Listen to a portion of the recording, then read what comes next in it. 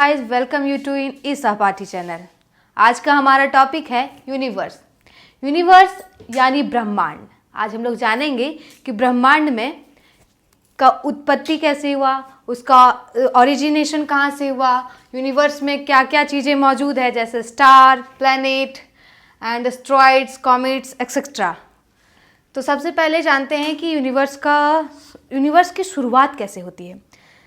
माना जाता है कि 13.7 बिलियन ईयर्स अगो की बात है, जब एक ऐसा एटम था जिसमें जो कि बहुत ही छोटा था, स्मॉल इन साइज था, बट उसका डेंसिटी बहुत ज़्यादा था, टेम्परेचर अत्यधिक थी। इसके वजह से अचानक उसमें विस्फोट हुई। अब विस्फोट ये कहीं पे नहीं दर्शाया जाता कि विस्फोट जो है किस तरह हुआ, कहाँ से हुआ, बस उसमें विस्फोट हुआ। और उसके बाद क्या होता है कि उसी विस्फोट के कारण जो है हमारा स्टार और प्लैनेट ऐसे जो भी है यूनिवर्स में पाया जाता है, ये सब चीज़ों की फॉर्मेशन होती है। तो 13.7 बिलियन ईयर अगो में यूनिवर्स का फॉर्मेशन हुआ। ये हम लोग को बताता है बिग बैंग थ्योरी। तो जानते हैं कि बिग बैंग थ्योरी क्या था। जो हम लोग का एटम्स था उसमें जब विस्फोट हुआ तो उसमें मैटर और एंटी मैटर दोनों तरह के पार्टिकल्स निकले, कुछ नेगेटिव और कुछ पॉजिटिव थे। जब ये दोनों के बीच में जो है अट्रैक्शन हुआ, जब अट्रैक्ट हुए तो बहुत सारे ऐसे पार्टिकल्स, जो मैनी पार्टिकल्स थे, वो डिस्ट्रॉय हो गए और कुछ ऐसे जो थे सम आर सर्वाइव्ड और कुछ जो बच गए। तो कुछ ऐसे बचे जो कि नेगेटिव चार्जेस और पॉजिटिव चार्ज के पार्टिकल्स थे।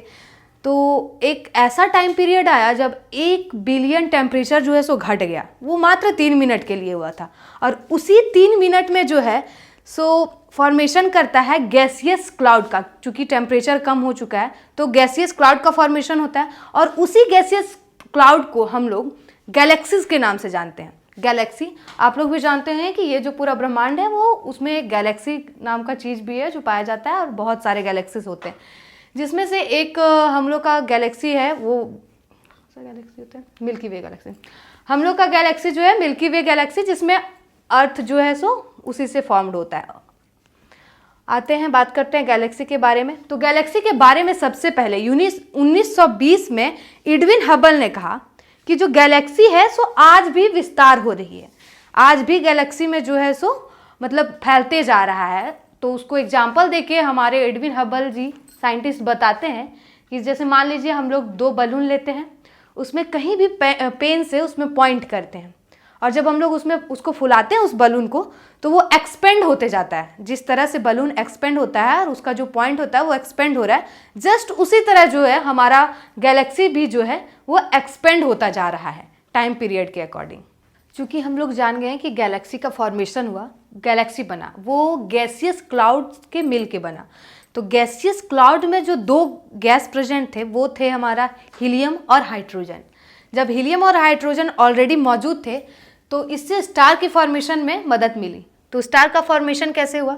सबसे पहले ये स्टार का फॉर्मेशन माना जाता है कि 5 से 6 बिलियन ईयर अगो हुआ था और उसका फॉर्मेशन एक नेबुलर क्लाउड था, नेबुला क्लाउड, जिससे कि नेबुला क्लाउड में जब फ्यूजन स्टार्ट होती है, फ्यूजन रिएक्शन स्टार्ट हुआ तो हाइड्रोजन और हीलियम गैस के प्रेजेंट में फ्यूजन रिएक्शन स्टार्ट होता है तो ह्यूज अमाउंट में जो है एनर्जी प्रोड्यूस करता है।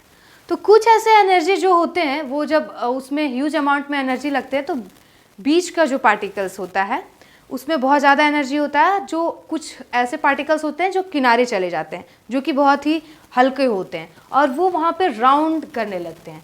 उसी राउंड जो वहाँ पे डस्ट पार्टिकल्स जो हल्के होते हैं वो किनारे मूव कर रहे होते हैं, वैसे पार्टिकल्स से फॉर्मेशन होता है हमारा स्टार का। कैसे? जब वो पार्टिकल्स एक दूसरे से कंबाइन होने लगते हैं और कंबाइंड होके स्टार का फॉर्मेशन करते हैं, प्लैनेट का फॉर्मेशन करते हैं। स्टार फॉर्मेशन जब हो गया तो सबसे पहले देखेंगे कि सबसे बड़ा स्टार अगर माना जाता है तो वो है सन माना जाता है।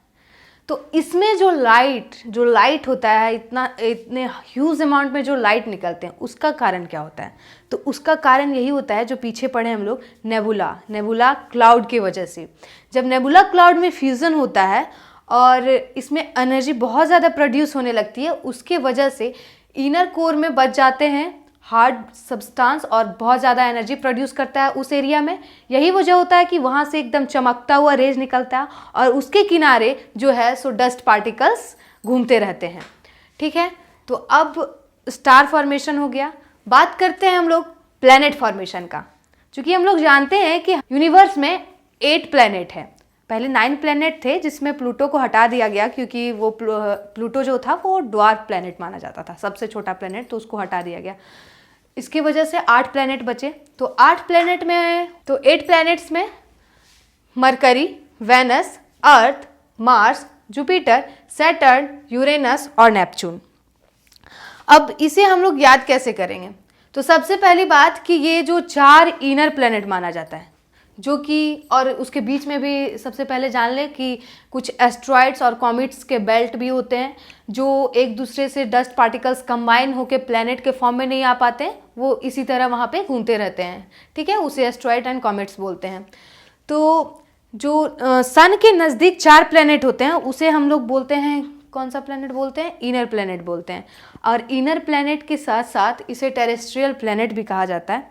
इसका कारण ये है कि ये सन से बहुत क्लोज है। ऐसा माना जाता है कि सन में बहुत ज़्यादा ग्रेविटी पूल है, तो वो कोशिश करता है कि ये चारों प्लैनेट को अट्रैक्ट करे। क्योंकि सन सबसे बड़ा है साइज में, लेकिन जितना बड़ा साइज रहेगा उतना ही ज़्यादा ग्रेविटी पूल होगा। तो ये सब प्लैनेट में भी कुछ ऐसे ग्रेविटी पूल होते हैं जिसकी वजह से ये पूरी तरह से नहीं खींच पाता है, लेकिन हाँ ये बहुत ज़्यादा हार्ड हो जाते हैं। यही वजह है कि इसको इन 4 प्लैनेटों को जो है सो टेरेस्ट्रियल प्लैनेट कहा जाता है। इसके बाद बीच में एस्ट्रॉइड एंड कॉमेट्स के बेल्ट आते हैं। उसके बाद जो 4 दूर के प्लैनेट होते हैं उन्हें बोला जाता है जोवियन प्लैनेट या फिर गैसियस प्लैनेट। अब गैसियस प्लैनेट का क्या रीजन है? तो गैसियस प्लैनेट का रीजन है यहाँ पे कि जो इससे जितने भी एनर्जी निकलते हैं, तो इससे एनर्जी के साथ में जो एयर निकलती है, ठीक है, तो एयर इन चारों प्लैनेट को क्या है, एयर कूल अमाउंट में मिलता है। इधर बहुत ज़्यादा क्लोज होने की वजह से बहुत ज़्यादा एनर्जी होता है, उसके बाद जो है सो गर्म होता है, इसकी वजह से ये हार्ड होते हैं, लेकिन ये हार्ड नहीं होते हैं। इस वजह से इन्हें जोवियन प्लैनेट या फिर गैसियस प्लैनेट और आउटर प्लैनेट कहा जाता है। लगभग बहुत सारे कॉम्पिटिशन में जो है सो इसके बीच में डिफरेंस पूछे जाते हैं, तो आप लोग डिफरेंस यहाँ से बहुत अच्छे से जान सकते हैं। जैसे कि 4 आउटर प्लैनेट होते हैं जो कि ये एस्ट्रॉइड बेल्ट्स के बाद होते हैं। उसके बाद इन्हें एक और जोवियन प्लैनेट के नाम से जाना जाता है, गैसियस प्लैनेट के नाम से जाना जाता है, जबकि जो ये 4 इनर प्लैनेट के नाम से जाने जाते हैं और उन्हें टेरेस्ट्रियल प्लैनेट कहते हैं, क्योंकि ये जो है सो बहुत ज़्यादा हार्ड होता है। अब सबसे और एक इंटरेस्टिंग बात करते हैं कि इन्हें याद करने का तरीका, कि किस तरह से हम लोग बहुत ही इजी वे में याद कर सकते हैं। तो हम लोग पहले ही आप सभी भी पढ़े होंगे 8th क्लास के बुक में कि बहुत ही इजी तरीका था याद करने का। जैसे कि my efficient mummy just serve us noodles. My मतलब Mercury, and my very very मतलब वेनस, एंड एफिशिएंट मतलब Earth, my very efficient mummy Mars, just मतलब जुपिटर, सर्व मतलब सैटर्न, अस मतलब यूरेनस एंड नूडल्स मतलब नेपच्यून। इस तरह से आप इजी वे में इन 8 प्लैनेटों को बहुत बढ़िया तरीके से याद कर सकते हैं। फॉर्मेशन ऑफ प्लैनेट स्टार के बाद अब हम लोग आते हैं मून का फॉर्मेशन कैसे हुआ। तो मून का फॉर्मेशन माना जाता है 4.4 बिलियन ईयर अगो। कैसे हुआ, इसके पीछे भी 2 थ्योरी दिया गया है। पहला थ्योरी है डार्विन थ्योरी और दूसरा थ्योरी है मॉडर्न थ्योरी। जब डार्विन थ्योरी फेल हो गया तो मॉडर्न थ्योरी को दिया गया, ठीक है। मॉडर्न थ्योरी को हम लोग बिग स्प्लिट थ्योरी भी कहते हैं। तो डार्विन थ्योरी में कहा जाता है, डार्विन कहते हैं कि जो अर्थ था वो डंबल शेप का था।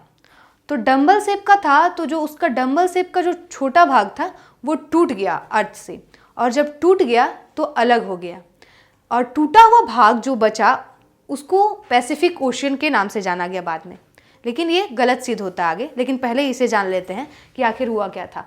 तो डंबल शेप का जो था उससे आधा पार्ट जब टूटता है, तो जैसे कि कोई भी प्लैनेट में अपना जो है सो ग्रेविटेशनल पूल होता है, उसकी वजह से क्या हुआ कि वो जो टूटा हुआ भाग था वो अर्थ के चारों ओर घूमने लगा, और वही जो घूम रहा था उसी को मून कहा गया। लेकिन ये थ्योरी फेल हो गया। देन उसके बाद दिया जाता है हम लोग का मॉडर्न थ्योरी। मॉडर्न थ्योरी में क्या हुआ कि मॉडर्न थ्योरी को जैसे कि हम लोग बोले कि बिग स्प्लिट थ्योरी भी कहते हैं।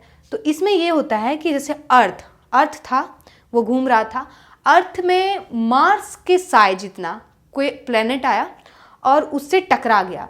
जब उससे टकरा गया तो वो जो है सो टकराया, और अर्थ का जो है सो कुछ भाग तब भी टूटा, तो जो उससे टूटा हुआ पार्टिकल्स था वो उसके और रिवॉल्व करने लगा, और वही पार्टिकल लास्ट में कंबाइंड होके जो है सो मून का फॉर्मेशन करता है। क्योंकि यही जो है सो थ्योरी बेस्ड है, अभी भी इसी थ्योरी के अकॉर्डिंग जाना जाता है कि वही मून के रूप में जो है सो अभी भी रिवॉल्व कर रहा है, किसके चारों ओर, अर्थ के चारों ओर।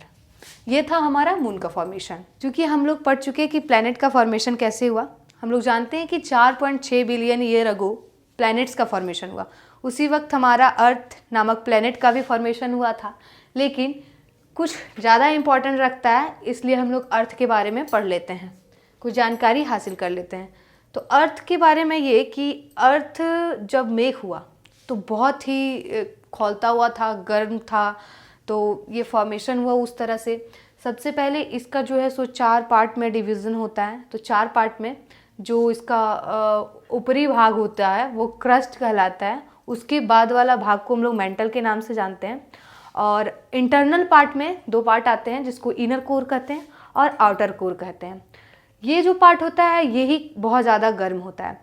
क्या होता है कि इसमें जब ये बहुत ज़्यादा खौल रहा था तो जितने भी आयरन ऐसे मेटल्स थे वो एक साथ जो है मिलकर जो है सो हार्ड रॉक्स में फॉर्मेशन किए, और वही हार्ड रॉक्स का फॉर्मेशन हुआ, उसी से अर्थ का फॉर्मेशन हुआ।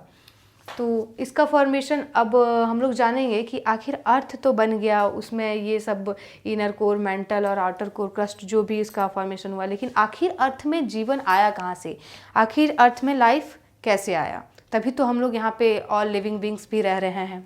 तो हम लोग जानते हैं कि जो फॉर्मेशन ऑफ ओशियन है वो 4 बिलियन ईयर्स अगो हुआ था। तो लाइफ यहाँ पे आया कैसे? तो सबसे पहले जब ये बहुत ज़्यादा गर्म था, हीट था, तो वहाँ पे वॉल्केनिक इरप्शन हुआ। जब वॉल्केनिक इरप्शन हुआ, जब वेपोराइजेशन हुआ, तो उस प्रक्रिया में जो है सो बहुत ज़्यादा वेपोराइजेशन होने के कारण क्लाउड का फॉर्मेशन हुआ और फाइनली कंडेंस होके रेन के रूप में नीचे बारिश के रूप में गिर गया। और वही बारिश में जो वाटर बना, अब उसमें अब जानेंगे कि ठीक है वाटर बन गया, तो सबसे पहले वाटर में ही ऑक्सीजन आया, और वही ऑक्सीजन जो है सो एटमॉस्फेयर में आया।